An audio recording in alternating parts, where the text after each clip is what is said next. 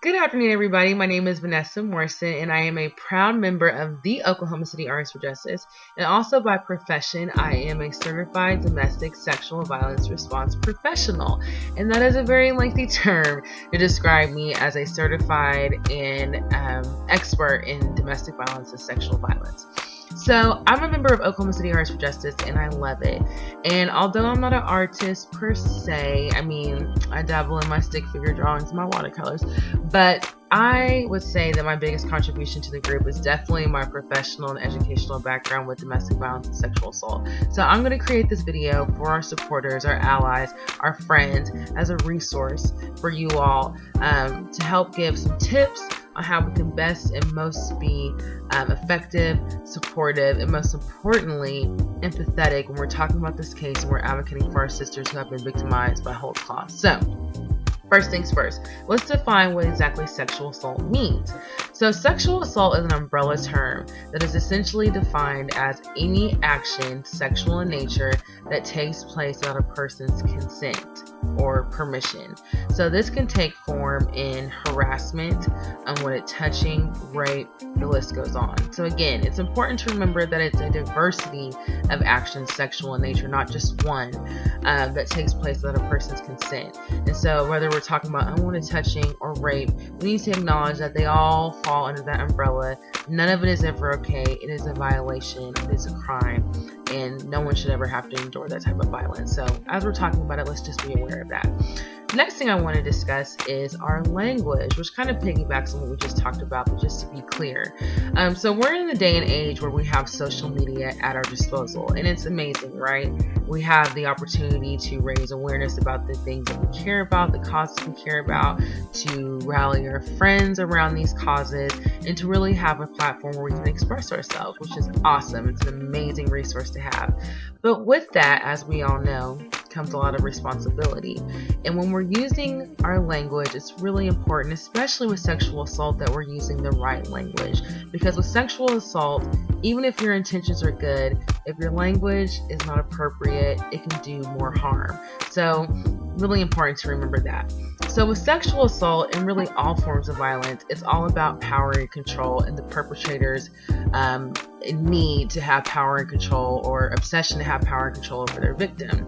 So when we're talking about sexual assault, it's really important to acknowledge that the victim has had their power taken away in that moment of the sexual assault. So we never want to take someone from one powerless situation and put them in another with us and do things like tell their story or disclose their name or break confidentiality without their permission, ever. We never want to take power away from the victim, ever, or anyone for that matter. So it's really inappropriate to disclose names, personal information, or anything that indicates who that victim is or their story, because it's not our right to tell it, and it's not our right to acknowledge who that was. It's their story, it's their right to tell it, and they need to have complete power and control over that. That's the least we could do for them after they experience an assault like sexual assault. So just remember that when you're talking about the case. Don't say anything that indicates someone's name or identity, ever. And last but not least, let's talk about hashtags. So social media, that just comes with the territory, right? Hashtags are a great way to raise awareness, to mobilize an initiative. They're a great resource as well. But one hashtag that I've been seeing floating around that's really troublesome to me is the hashtag #TheEastside13. And I get it, right? The Eastside 13 is representative of the 13 women that Daniel Holtzclaw has violated from the East Side that have come forward and reported their assaults, it makes sense. But when we say the Eastside 13, we're being dismissive of a very integral fact about sexual assault, and that fact is that most sexual assaults are never reported, and most rapists will never spend a day in jail.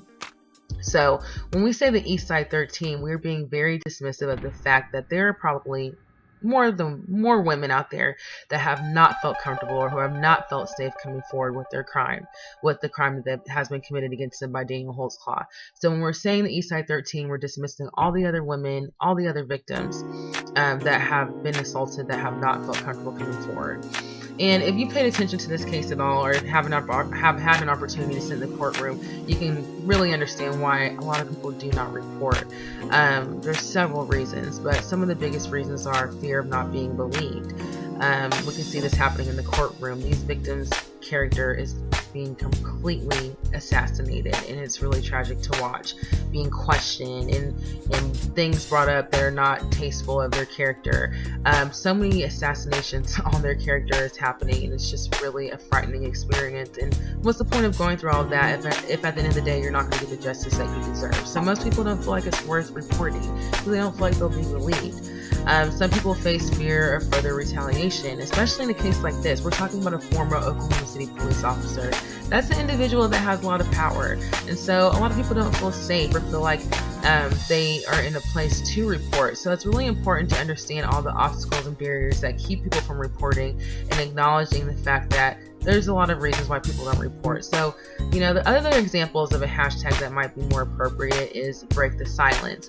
That's a huge hashtag that's used to raise awareness about sexual assault, because we see sexual assault as a silent epidemic that people just simply don't talk about. So hashtag break the silence, hashtag Black Women Matter, hashtag no more, are all appropriate hashtags to use when you're talking about sexual assault. You're not categorizing people in a clique, or dismissing people who may have not come forward, but you're acknowledging that sexual assault is real and we need to talk about it. So, and last but not least, if you want to get involved with Oklahoma City Arts for Justice, there are plenty of opportunities to do so. We are in the planning stages of our next event.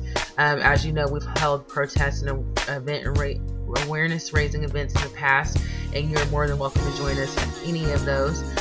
We are on social media, Twitter and Instagram, handle OKC Art number 4 Justice, and we are also on Facebook as well. So just get plugged in with us, stay tuned. I hope this was helpful. I hope this was a great resource for you all. If you have any questions, please hit us up. Our email is artists, plural, for spelled out justice, OKC, artistsforjustice@gmail.com. Hit us up anytime, let us know how we can help you, and stay connected. Black Women Matter, and thank you all very much for tuning in. Bye bye.